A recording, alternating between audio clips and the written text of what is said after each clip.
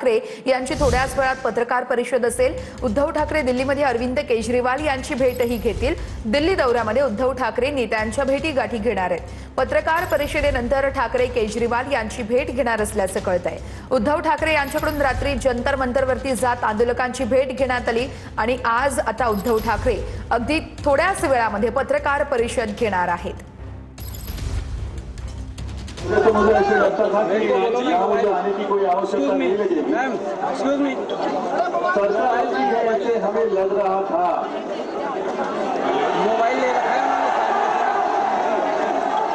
अभी ठीक है, लेकिन शायद आजादी के बाद पहली बार हम देख रहे हैं, अनुभव कर रहे हैं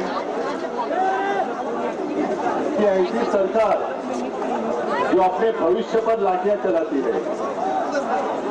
आप सिर्फ युवा नहीं हो, आप इस देश का भविष्य हो। सत्ता बदली करना होगा, सिर्फ एक स्थिति से नहीं चलेगा, पूरी सिस्टम बदली करनी होगी।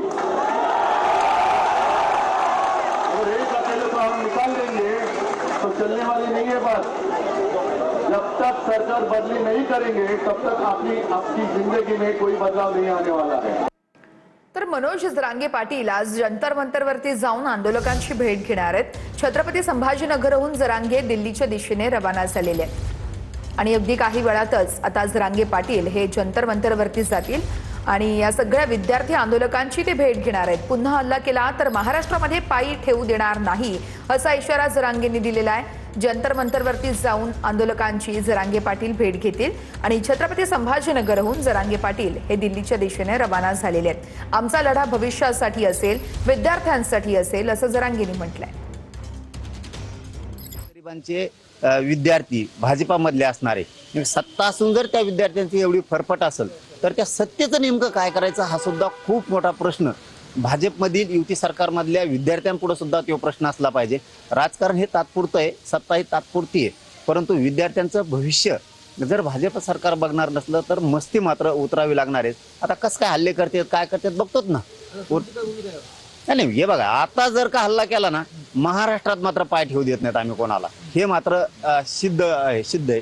तुम्ही खेटूनच बघा, आता तुम्ही हल्ला करून त्या सोनमजी इतके वयस्कर आहेत राव, त्यांच्यावरती तुम्ही हल्ला करताय, तुम्ही त्यांनाही उचलून नेले फरफट। म्हणजे ही भूमिका सरकारची नसली पाहिजे। नेमका मग न्याय मागायचा कोणाकडं? मग एक दिवस असा उगणार आहे आता की लोकच या सत्तेवाल्याचा माज उतरणार आहे। आंदोलनामागे विरोधक आणि देशाबाहेरील शक्ती असल्याचं रवींद्र चव्हाण म्हणतात। आंदोलनामध्ये विरोधकांचा आपापला अजेंडा असल्याचाही आरोप चव्हाणांनी केलाय। देशामध्ये असंतोष निर्माण करण्याचा हा प्लॅन असल्याचा आरोपही रवींद्र चव्हाण करतायत। महाराष्ट्रात काँग्रेस आंदोलन करत आहे, केंद्रातही राहुल गांधींचं पंतप्रधानांच्या निवासस्थानाबाहेरचं आंदोलन। देशभरामध्ये जे सरकार काम करत आहे आणि या सर्व काम बघितल्यानंतर विरोधक आणि देशबाहेरील असणाऱ्या काही शक्ती आहेत, या शक्ती स्पॉन्सर बाय हे सगळ्याच्या सगळं आंदोलन आहे हे आपण पाहिलं असेल। सर्व विरोधक त्यांचा अजेंडा घेऊन गेले। या सर्व आंदोलनामध्ये देशभरामध्ये वातावरण जे अतिशय चांगलं आहे, ते विकासाचं वातावरण जे आहे हे वातावरण गढूळ कसं करता येईल आणि एक असंतोष निर्माण करण्याच्या दृष्टिकोनातून केला गेलेला एक हा पूर्णच्या पूर्ण प्लॅन आहे। कॅमेरामॅन सचिन सयामसह गजानन माटे, TV9 मराठी नागपूर। तर नीट पेपरफुटी प्रकरणी सरकार संसदेमध्ये चर्चेस तयार झालेलं आहे। विरोधकांकडून नीट पेपरफुटी प्रकरणी चर्चेची मागणी करण्यात येते, मात्र नीट पेपरफुटी प्रकरणी चर्चा कधी होणार हे अद्याप अस्पष्ट आहे।